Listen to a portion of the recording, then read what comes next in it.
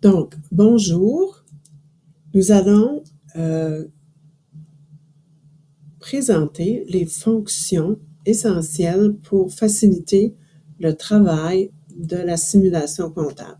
Ce sont les fonctions du logiciel Excel qui vous sont nécessaires pour réussir votre simulation comptable. Donc, ce que je suis venu faire, j'ai commencé par renommer ma première feuille. Je l'ai appelée Test 1.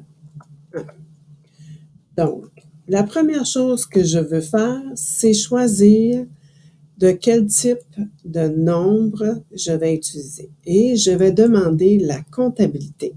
Puisque notre format de nombre, on veut ce sont tous des chiffres en comptabilité. Et ce que je veux de plus, c'est que mes chiffres comptabilité, il y ait 2 chiffres après le point ou la virgule et je ne veux pas aucun symbole. Donc, de cette façon, on est en mesure de présenter nos chiffres toujours sous forme de comptabilité. Donc, si je vais dans la cellule B2 et que j'inscris 125 $ et 79, remarquez bien que le chiffre va être situé bien positionné dans la cellule. Donc, si je vais dans le C4 et que j'inscris 1357,91, remarquez l'espace qui s'est placé entre les milliers et les centaines. Si je vais dans la colonne D6 et que j'inscris maintenant le chiffre de 12 500 $, vous avez juste à inscrire le 12 500, automatiquement, la virgule et les 2 zéros seront inscrits. Si je veux inscrire ici 1 897 125 $ et 39 sous, voyez-vous, la cellule s'est élargie et on a l'espace après le 1 million et les milliers avant les centaines. Donc, ça, ce sont une première chose, c'est d'avoir toujours le format comptabilité, les nombres, 2 décimales après la virgule et aucun symbole. De cette façon, vous êtes assuré que les colonnes vont s'élargir au fur et à mesure que vous y inscrivez des chiffres plus longs que la largeur. Et de 2, lorsque vous allez faire l'arrondissement d'une formule, vous aurez juste après 2 points. Donc, c'est une première chose que l'on doit faire. On va ensuite de ça regarder certaines fonctions. Et on va regarder ici la fonction de la somme. Alors, on va dire égale à la somme et je vais ouvrir la parenthèse et je vais demander ici de faire la somme de tous les chiffres qu'il y a là. Donc, ici, si je fais la somme de cette colonne-là, alors je reprends, j'ai inscrit somme et j'ai ouvert ma parenthèse et je suis allée chercher de la cellule 2 à la cellule 10. Excusez, on revient. Donc ici, j'ai demandé de la cellule 2, B2 à B10. Ici, puisque j'ai déjà une formule, je suis en mesure de copier cette formule-là sur les 2 autres colonnes. Donc ici, ce que j'ai fait, je suis venue dans le coin et le petit plus est apparu. Et ce que j'ai fait, j'ai collé la formule sur les autres colonnes. Donc, si on décidait de faire la somme de nos lignes maintenant, on dirait, je veux la somme de ceci jusque-là. Et de cette façon-là, je peux copier ma formule jusqu'ici. Donc, alors ici, il faut qu'on arrive à ce total. Donc, les sommes elles peuvent se faire pour des colonnes ou encore elles peuvent se faire pour la ligne ici. Remarquez bien, dans la colonne, ce sont les B, alors que pour les lignes, ce sont B, C, D et E.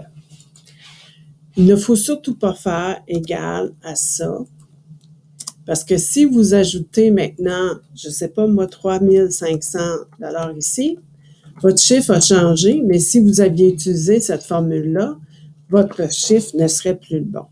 Et si vous avez remarqué, le montant ici a changé, ainsi que le montant là, ainsi que celui-ci. Donc, la raison pourquoi on met toujours des formules qui comprennent. Ici, on avait décidé qu'on ferait les lignes B à E. À ce moment-là, on prend de B2 à E2.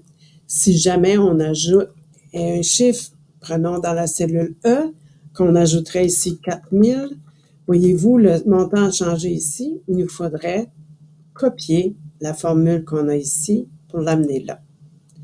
Donc, à ce moment-là, cet exercice vous permet d'ajouter des chiffres.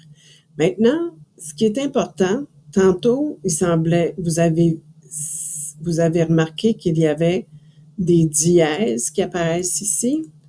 Eh bien, ce que vous pouvez faire, vous pouvez sélectionner votre feuille au complet. Donc, vous allez dans le coin et vous cliquez à 2 fois sur une colonne et elle devrait élargir vos colonnes à la largeur qui est nécessaire. Donc, je reprends. Je vais juste rapetisser la colonne. Il nous apparaît des dièses. Donc, quand il apparaît des dièses, ce que l'on fait, on va dans le coin ici, on choisit notre feuille au complet et je n'ai qu'à me positionner dans la première colonne, cliquer 2 fois sur cette ligne-ci et mes colonnes vont s'élargir. Donc ici, ce que j'ai mis en place, c'est finalement la somme, soit par colonne ou encore par ligne. Maintenant qu'on a fait des sommes, on est capable de pouvoir souligner nos chiffres. Alors, si vous voulez que vos chiffres ici soient soulignés, vous allez ici venir à soulignement et contrairement à Word, vous allez avoir le choix soit d'un soulignement simple ou d'un double souligné. Et en comptabilité, on utilise le double souligné parce que ça veut dire qu'il n'y aura pas de chiffre par la suite. Donc, voyez-vous, le double souligné qui est ici, il est égal pour les chiffres qui se sont présentés. Il a laissé des espaces à la suite et on peut avoir un double souligné. Maintenant, si vous décidiez que vous vouliez ajouter le signe de dollar à ces chiffres-là, vous n'auriez qu'à venir ici et demander le signe de dollar format canadien. Et cela explique pourquoi il y avait un espace après dans votre double soulignement. Ici, si vous voulez tirer un soulignement pour signifier que c'est la dernière ligne que vous additionnez, ou encore ici, on va sélectionner nos cellules et on va faire un souligné simple. Remarquez que seulement cette cellule-là, un souligné, c'est parce qu'il y avait un chiffre. Donc, si vous n'avez pas de chiffre, vous n'avez qu'à inscrire un 0 et la ligne va apparaître automatiquement.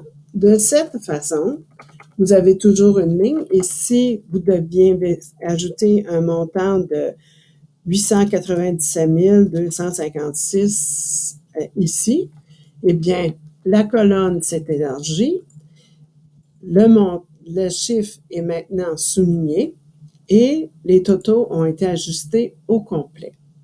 Donc, c'est la raison pourquoi il est important, comme je l'ai dit, que vos chiffres soient en comptabilité, que vous ayez mis des formules pour additionner les colonnes, vous avez ajouté les signes de dollars, vous avez fait du soulignement simple et du soulignement double. Donc, vous allez sauvegarder cette feuille et on va y revenir dans un prochain vidéo. Merci beaucoup.